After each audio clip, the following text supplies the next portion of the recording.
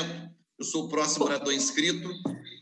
Em seguida, o deputado Flávio Serafini, depois é Vossa Excelência mesma, viu? Pois não, senhor deputado Valdec Carneiro, o senhor dispõe de 10 minutos regimentais e pode fazer a sua fala. Obrigado, deputada Renata Souza, senhoras deputadas, senhores deputados, todos que nos assistem pela TV Alerj, nos seguem pelas redes sociais. Eu quero, muito tentado, a continuar o debate sobre as organizações sociais, mas eu vou me fixar no tema que havia preparado para a sessão de hoje, mas vou voltar ao tema ainda nesta semana, para dialogar com as posições aqui trazidas por Luiz Paulo, pela enfermeira Rejane, enfim, outros deputados que comigo também intervieram sobre o tema durante a ordem do dia. Mas eu quero iniciar aqui a intervenção, antes de abordar o tema principal, fazer um registro muito pesaroso em torno do falecimento do cacique Domingos, da aldeia Sapucaí, no Bracuí, em Angra dos Reis, mais uma vítima, a vítima de número 105 do município de Angra dos Reis, da Covid-19. Quero lamentar profundamente a morte do cacique Domingos, que eu conheci, e lembrar da sua participação decisiva nos anos 90, na demarcação daquelas terras indígenas. Ele liderou, foi um dos líderes do movimento de demarcação daquelas terras indígenas, da aldeia do Bracuí, até hoje existente. Quero, por justiça aqui, mencionar que naquela ocasião, deputada Renata, a FUNAI alegou que não possuía recursos necessários para o estudo topográfico. Aliás, sobre o estudo topográfico, podiam ter pedido a consultoria do deputado Luiz Paulo, que conhece muito topografia. Mas, na época, a FUNAI disse que não dispunha dos meios técnicos necessários para fazer a topografia. O estudo topográfico é fundamental para a demarcação das terras. E a Prefeitura de Angra, na época, o prefeito era Luiz Sérgio, que foi deputado federal. A Prefeitura de Angra disse que assumiria todos os custos dos estudos topográficos, foram feitos, e isso viabilizou a demarcação das terras indígenas da aldeia Bracuí, em Angra dos Reis. Portanto, quero saudar a memória e a luta do cacique Domingos e mencionar, nessa ocasião, a preocupante invisibilidade dos efeitos dramáticos da pandemia sobre os povos tradicionais no Rio de Janeiro. Indígenas, sobretudo, mas também caiçaras, mas também comunidades quilombolas, que não estão na mídia toda hora, não se tem registros recorrentes, frequentes, do alcance da pandemia nessas comunidades, nesses povos. Mas eu quero mencionar que, com a morte do cacique Domingos, é possível que isso, por esse caminho tortuoso, passe a trazer mais visibilidade para a situação dificílima. Eu quero saudar aqui o professor Domingos Nobre, da UF de Angra dos Reis, que insistentemente tem trazido à baila esse problema da situação da Covid e seu impacto sobre os povos tradicionais do Rio de Janeiro. O Ronaldo Quilombola, aí de Paraty, onde está o nosso deputado Eliomar Coelho, o Vaguinho de São Gonçalo, da comunidade caiçara, que são lideranças que têm lutado, lideranças intelectuais que têm lutado para tirar da invisibilidade o drama da pandemia sobre essas populações, esses povos tradicionais do Rio de Janeiro. Portanto, minha saudação à memória do cacique Domingos e a toda a comunidade indígena de Angra dos Reis, em especial da aldeia Bracuí. Isso dito, deputada Renata, eu quero hoje me manifestar sobre a discussão em curso, finalmente, na Câmara Federal, sobre o Fundeb, sobre o fundo que substituirá o Fundeb, cuja validade, já que o Fundeb hoje é uma disposição constitucional transitória, e tem validade até o final deste ano de 2020. Uma coisa que nos chamou muita atenção, e mais de uma vez fizemos intervenções nesse sentido, não apenas no plenário da Assembleia, mas em muitos outros fóruns, no Rio de Janeiro e fora do Rio de Janeiro, nos chamou a atenção o fato de que o Ministério da Educação, no governo Jair Bolsonaro, não deu, ao longo de 1 ano e meio, a menor pelota, a menor importância para o debate sobre a substituição do Fundeb, mesmo sendo o Fundeb, hoje, um elemento absolutamente estratégico e indispensável para o financiamento da educação pública básica no Brasil, da educação infantil ao ensino médio, passando pelo ensino fundamental, em todas as modalidades. Para que nós tenhamos uma ideia, de cada R$1.000 investidos na educação pública básica hoje no Brasil, deputada Renata, 630 provém do Fundeb. Mais de 60% de todos os recursos que sustentam a educação pública básica provém do Fundeb. E, curiosamente, de maneira absolutamente equivocada,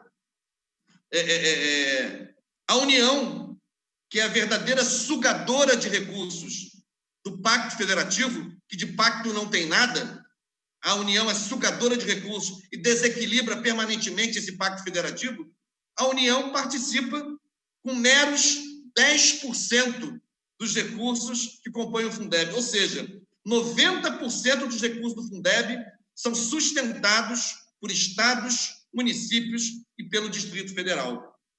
Ora, durante 1 ano e meio, como eu disse, o governo Bolsonaro, através do Ministério da Educação, tinha como pauta central uma luta ideológica insana, caçando comunistas, socialistas, enfim, istas de todo tipo, enquanto deixava de lado essa discussão fundamental. Mas a discussão estava em curso. Na Câmara Federal já tinha sido constituída uma comissão especial, cuja relatora, a deputada, que é a professora Dorinha Seabra Rezende, deputada do DEM do estado do Tocantins, promoveu dezenas, inúmeras, incontáveis reuniões, audiências, agendas, inclusive uma na Assembleia Legislativa do Estado do Rio de Janeiro, no âmbito da nossa Comissão de Educação. Eu promovi na Universidade Federal Fluminense, com a presença da deputada Dorinha, um debate ampliado com estudantes de pós-graduação em educação de todo o Rio de Janeiro, mas pela rede virtual, acabou participando gente de todo o Brasil. Mas até então o MEC não tinha participado.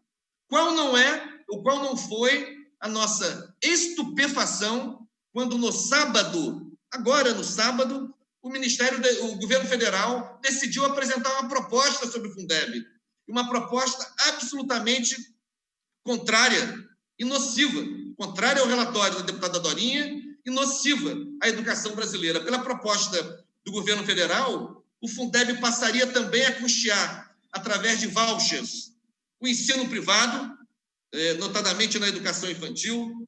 Pela proposta do governo federal, os recursos do Fundeb, recursos constitucionais da educação, seriam destinados em parte, deputado Luiz Paulo, para assistência social, para políticas de assistência social, que são necessárias, são fundamentais, mas não com os recursos da educação. Tem que ter outras fontes de recursos para as políticas de enfrentamento à pobreza e à miséria. Para o governo federal, o Fundeb teria que ser usado para pagamento de aposentados, aliás, a mesma lógica do Witzel aqui no Rio de Janeiro, né? Confundindo propositalmente despesas correntes em educação com despesas previdenciárias. E, além disso, primor do absurdo, o governo federal queria que o Fundeb, que o sucedâneo do Fundeb não tivesse vigência no ano de 2021, só a partir de 2022, o que provocaria um colapso, um verdadeiro apagão no funcionamento de grande parte das redes públicas de educação básica em todo o Brasil. Ora, isso no sábado, depois de 1 ano e meio instalado no governo, no sábado, apenas porque a Câmara programou o início da votação para a data de ontem, o governo Bolsonaro decidiu apresentar essa proposta sem debater com ninguém, contrariando 1 ano e meio de discussões e um relatório da comissão especial feito com muito cuidado, e veja que eu estou aqui fazendo isso, fiz questão de dizer o partido da deputada professora Dorinha Seabra Rezende, uma deputada do DEM, né? E, entretanto, cumpriu um papel, quero aqui destacar, muito destacado, muito importante, na articulação, nos debates, com um relatório muito avançado, sobretudo para esses tempos obscuros em que vivemos. Não é tudo o que a gente queria, mas muitos elementos estão lá. Ora, o que a gente quer? A gente quer o Fundeb como um fundo permanente. Chega de transitoriedade. O Estado brasileiro tem que tratar com prioridade perene o financiamento da educação pública básica, portanto, um fundo permanente. Em segundo lugar, é preciso aumentar a contribuição da União no Fundeb. A União tem que parar de fazer reverência no chapéu dos estados, dos municípios e do Distrito Federal e tem que aportar mais recursos, porque é ela quem arrecada mais, é ela quem emite moeda, é ela quem emite títulos da dívida pública.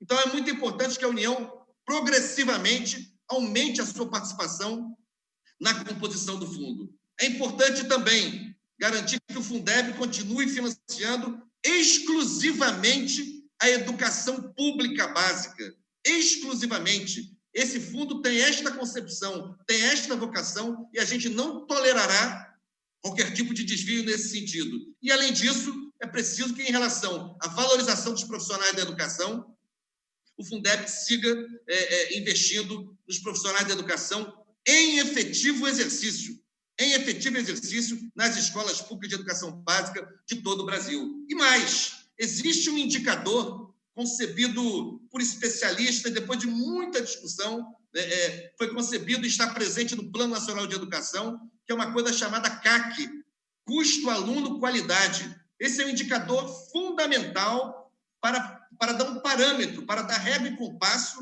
dos investimentos em educação no Brasil, porque ele mede, ele direciona, ele, enfim, revela qual o investimento por aluno, por ano, por etapa, por modalidade feito na educação pública brasileira. Isso dá uma boa orientação para o gestor público, para o controle social, para a fiscalização dos investimentos em educação. E o governo Bolsonaro também não quer nem ouvir falar desse indicador de financiamento da educação, porque não quer indicador, não quer transparência, não quer compromisso com investimentos mínimos, que o CAC nada mais é do que a garantia de investimentos mínimos em educação. É a merenda escolar, as condições de trabalho de formação dos professores, é o uniforme, é o material pedagógico, é a infraestrutura da escola. Não é possível que o Brasil queira ter educação pública de qualidade sem que haja um indicador elementar que aponte qual é o investimento por aluno, por ano, por etapa, por modalidade na educação pública. Ora, as últimas Conclua, por favor, deputado. Conclui em um minuto. As últimas informações que eu tive agora há pouco, falando com parlamentares do Congresso Nacional, deputado Flávio Serafini, é que o governo recuou na sua proposta em relação aos vouchers, ou seja, não estará na Constituição, em relação ao Fundeb, nada relacionado a voucher para a escola particular. Também faz uma exigência que foi aceita pela relatora de ampliar, não mais em 10%, mas em 13%, o que é até melhor, a participação da União, desde que 5% desses novos 13% sejam destinados exclusivamente à educação infantil. Isso vai ser incorporado ao texto. Também há um compromisso de que 85% do novo aporte de recursos da União, ou seja, esses novos 13%, que a União vai contribuir passando de 10% para 23%, 85% desses novos 13% seriam destinados a pagamento de pessoal e o restante para outras despesas de custeio que não sejam pessoal. E o debate central ainda está sobre a questão do CAC. O governo faz questão de tirar do texto do Fundeb o CAC, mas está no Plano Nacional de Educação, que é uma lei federal em vigor, e a gente está lutando agora pelo Fundeb com CAC, ou seja, com um indicador mínimo de qualidade que revele o compromisso do gestor público com o investimento em qualidade da educação e permita também para os conselhos de educação, para os conselhos do Fundeb, para os órgãos de controle social, um melhor monitoramento dos investimentos em educação para que a gente consiga qualidade. Portanto, toda a nossa luta agora até o final dessa semana para manter esses termos em que hoje parece que foram acordados em torno do Fundeb, defender o CAC e, sobretudo, garantir que a educação básica dê um novo salto progressivo, com um fundo permanente para a educação pública, para os profissionais da educação em efetivo exercício e com indicadores precisos do investimento feito por aluno, por ano, por etapa, por modalidade, para botar o guizo no pescoço do gato. Viva a educação pública brasileira, Fundeb, CONCAC, vota já o relatório da professora Dorinha.